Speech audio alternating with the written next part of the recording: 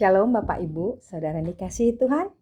Selamat pagi, selamat bertemu kembali dalam program Sapaan Kasih GKPB Jemaat Kristus Kasih Sabtu 24 Januari tahun 2026. Sebelum kita memulai aktivitas kita di hari ini, marilah kita awali dengan membaca kebenaran firman Tuhan yang akan menguatkan kita melewati hari ini. Tapi sebelumnya mari kita berdoa. Bapa, terima kasih, kami percaya karena kami boleh menikmati hari baru ini semua karena kasih anugerah-Mu. Terima kasih Bapa, kami siap untuk menjalani hari kami di pagi hari ini. Sebelumnya kami mau minta hikmat-Mu, kami meminta firman-Mu yang Engkau isi dalam hati dan pikiran kami, sehingga akan menuntun kami dalam melewati aktivitas kami dari pagi, siang, sore, hingga malam nanti. Dan biarlah Roh-Mu yang kudus yang membimbing kami dalam membaca dan merenungkan kebenaran firman-Mu. Hamba-Mu ini Tuhan yang urapi, dan setiap kata yang keluar dari mulut bibir hamba berasal dari hikmat-Mu. Dalam nama Tuhan Yesus kami sudah berdoa. Amin. Baik Bapak Ibu Saudara yang dikasihi Tuhan, firman Tuhan yang kita renungkan pagi ini terambil dari Yeremia 30 ayat 20 yang berbunyi demikian. Perkumpulan mereka akan tinggal tetap di hadapanku. Dan dari kitab Efesus 2 ayat 20 yang berbunyi, kamu dibangun di atas dasar para rasul dan para nabi dengan Kristus Yesus sebagai batu penjuru. Amin. Baik Bapak Ibu Saudara yang dikasihi Tuhan, tema renungan kita pagi ini adalah kesetiaan Allah.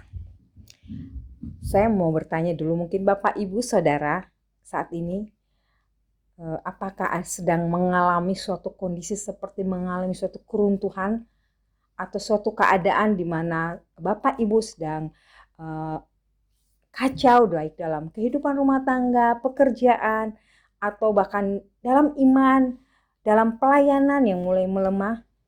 Ya, semua orang tentunya pernah mengalami masa runtuh itu.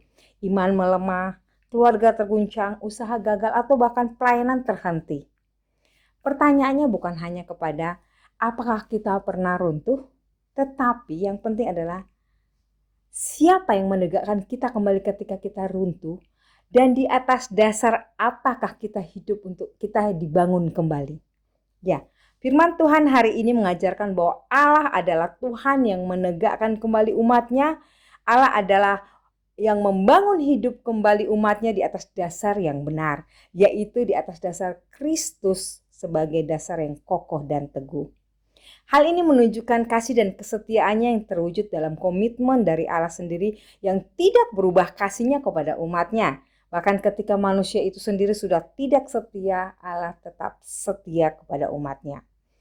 Dalam Yeremia 30 dikisahkan betapa bangsa Israel dalam keadaan kondisi yang hancur akibat dosa dan pembuangan di Babel. Namun Tuhan berjanji bahwa keturunan mereka akan seperti dahulu, dan perhimpunan mereka akan tetap ditegakkan di hadapannya. Ini menunjukkan bahwa Tuhan tidak hanya Allah yang menghukum, tapi Dia juga Allah yang akan memulihkan. Dia adalah Allah yang akan menegakkan kembali umatnya. Tidak ada kehancuran yang terlalu besar yang tidak dapat diperbaiki oleh Tuhan. Tuhan kita adalah ahli restorasi yang paling top, yang paling jago, yang di muka bumi ini tidak ada seperti Dia. Dia bisa memperbaiki dan memulihkan kondisi umatnya yang hancur. Bahkan tidak saja memulihkan, tapi membangun kembali menjadi kokoh dan kuat. Ya, tidak ada yang tidak dapat diselesaikan oleh Allah. Dia mampu memperbaiki bahkan dalam satu kehancuran saat titik terendah pun umatnya, Dia melihat dan Dia akan memulihkan dan menegakkan kembali. Itu janjinya. Tuhan memberikan janji pemulihan ini sungguh luar biasa kepada umat Israel. Artinya bahwa ketika umat Israel sedang dalam kondisi yang drop, dan mereka merasa putus asa, mereka seperti tidak ada harapan, Tuhan memberikan janji itu, yaitu apa?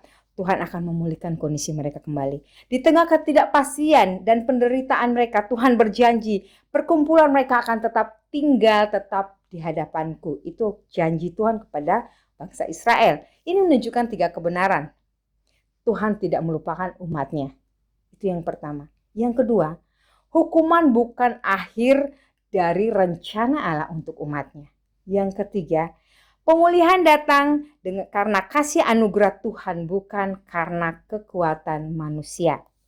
Ya, pemulihan datang bukan karena kekuatan Israel, tapi karena kasih dan kesetiaan Allah kepada umat Israel. Di Efesus 2 ayat 20 mengingatkan kita bahwa hidup orang percaya dibangun di atas dasar para rasul dan para nabi dengan Kristus Yesus sebagai batu penjuru. Artinya apa? Iman kita akan berdiri teguh bukan di atas kekuatan manusia, tradisi atau perasaan semata saja, melainkan pada kebenaran firman Allah yang berujung atau berpuncak pada Kristus. Tanpa Kristus sebagai pusat hidup kita, iman kita akan gampang goyah ketika kita mengalami goncangan, cobaan, ketika mengalami perubahan zaman dan permasalahan hidup ini. Tanpa Kristus sebagai dasar, maka kita akan gampang goyah, bahkan jatuh. Ya, tanpa Kristus hidup mudah runtuh. Tetapi bersama Dia adalah batu penjuru, hidup kita akan menjadi kokoh dan terarah. Batu penjuru akan menentukan arah, bentuk, dan kekuatan seluruh bangunannya. Dengan Kristus sebagai batu penjuru, maka kita akan dikuatkan. Bangunan hidup kita akan lebih kuat, memiliki arah, dan selalu memiliki dasar yang tidak akan pernah berputus asa. Ya, artinya bahwa jika batu penjuru bergeser, seluruh bangunan pasti akan menjadi mereng. Makanya untuk tetap berdiri kokoh, sesuai dengan fungsi dari batu penjuru itu sendiri, yaitu akan memberikan dasar, memberikan fondasi, memberikan arah dan bentuk yang bagus, bentuk yang kokoh, maka kita harus tetap menjadikan Kristus sebagai dasar atau batu penjuru kita, agar kita nggak menjadi miring dalam hidup ini, bahkan bisa runtuh. Ya, ini artinya bahwa apa, saudara-saudara? Satu, Kristus harus menjadi pusat hidup rohani orang percaya. Yang kedua, iman tidak boleh dibangun di atas perasaan, jabatan, atau keberhasilan duniawi semata. 3. Tanpa Kristus sebagai dasar, pemulihan hidup tidak akan bertahan lama. Di Yeremia 30 ayat 20 berbicara tentang pemulihan, dan di Efesus 2 ayat 20 berbicara tentang fondasi atau dasar. Ketika keduanya digabungkan, kita belajar bahwa Tuhan tidak hanya memulihkan, tapi Dia bahkan akan membangun, akan membentuk menjadi sebuah kondisi yang lebih baik lagi, yang lebih kokoh, lebih kuat, dan lebih teguh. Jadi, ketika kita menjadikan Yesus Kristus sebagai dasar hidup kita, maka pemulihan akan terjadi dalam hidup kita. Dari kedua ayat ini kita belajar bahwa pemulihan sejati terjadi ketika hidup dibangun di atas Kristus. Pemulihan tanpa dasar yang benar tidak akan bertahan lama. Tetapi hidup yang dibangun di atas dasar Kristus akan mampu bertahan dalam menghadapi badai. Saat ini mari kita merenungkan, Bapak Ibu Saudara, apakah ada bagian hidup kita yang sedang runtuh saat ini? 2. Apakah sudahkah kita menjadikan Kristus sebagai dasar hidup kita, keluarga kita, pekerjaan usaha kita, pelayanan kita? Mungkin hidup kita pernah runtuh. Iman melemah, keluarga mungkin mengalami keretakan, pelayanan terhenti, masa depan tanpa kejelasan. Tapi firman Tuhan hari ini menguatkan kita bahwa Allah rindu membangun kembali hidup kita. Bukan seperti sebelumnya saja, tapi jauh. Dia akan menjadikan kita lebih kuat, lebih kokoh. Karena apa? Karena kita dibangun di atas dasar yang kuat dan kokoh. Dasar yang pasti, yaitu Kristus Yesus. Ya, saudara-saudara, Bapak Ibu yang dikasihi Tuhan, hal ini terjadi kalau kita mau datang ke hadapan Tuhan dengan kerendahan hati. Kita meminta pemulihan dari Tuhan. Kita mempercayakan seluruh masa depan kita, seluruh hidup kita hanya kepadanya saja, yang adalah satu-satunya batu penjuru yang akan memberikan kita kekuatan, memberikan kita arah, yang memberikan kita suatu masa depan yang tetap berarah dan menuju kepada hidup yang kekal bersama Yesus Kristus. Tuhan yang memulihkan Israel dahulu kala adalah Tuhan yang sama yang bekerja dalam hidup kita hari ini. Mari datang kepadanya dengan rendah hati dan biarkan Dia memulihkan dan membangun hidup kita kembali di atas Kristus sebagai dasar yang tidak tergoncangkan. Amin. Baik Bapak Ibu yang dikasihi Tuhan, mari kita aminkan firman Tuhan ini dengan menaikkan pujian dari Kidung Jemaat 252 ayat 1 dan 2.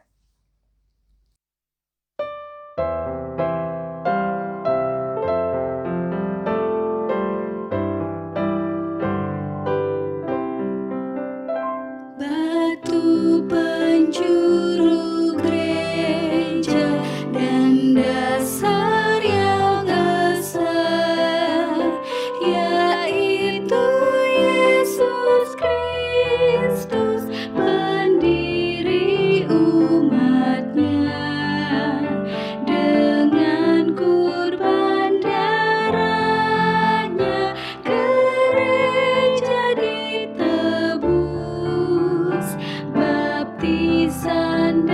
firman-Nya membuatnya kudus.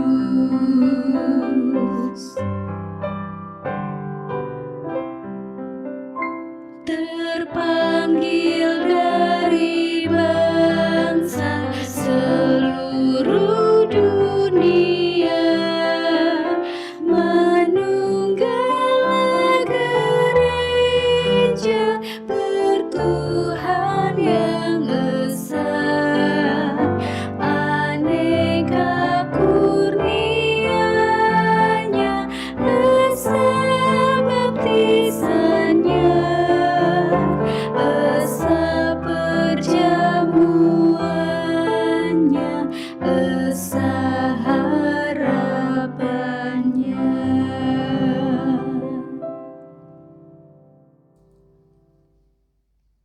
Baik, Bapak Ibu Saudara yang dikasihi Tuhan, mari kita berdoa. Tuhan Yesus, tegakkanlah kembali hidup kami yang runtuh. Bangun iman kami di atas Kristus sebagai dasar yang teguh, agar hidup rohani kami kembali diteguhkan, sehingga kami senantiasa memuliakan nama-Mu, sehingga kami senantiasa diberikan kekuatan, kami punya dasar, kami punya arah, dan kami punya iman yang hanya dibangun di atas dasar Kristus Yesus sebagai Tuhan dan Juru Selamat kami. Biarlah hari ini Tuhan, setiap usaha, aktivitas, dan pekerjaan kami pasrah, kami berserah kepada Engkau. Kami percaya Tuhan yang akan turut campur tangan, sehingga apapun yang kami lakukan, biar semua itu boleh memuliakan Engkau Tuhan. Kami hidup berkenan di hadirat-Mu. Di dalam nama Tuhan Yesus kami berdoa dan mengucap syukur. Amin. Baik Bapak Ibu yang dikasihi Tuhan, demikianlah sapaan kasih kita hari ini. Selamat beraktivitas kembali. Tuhan Yesus memberkati.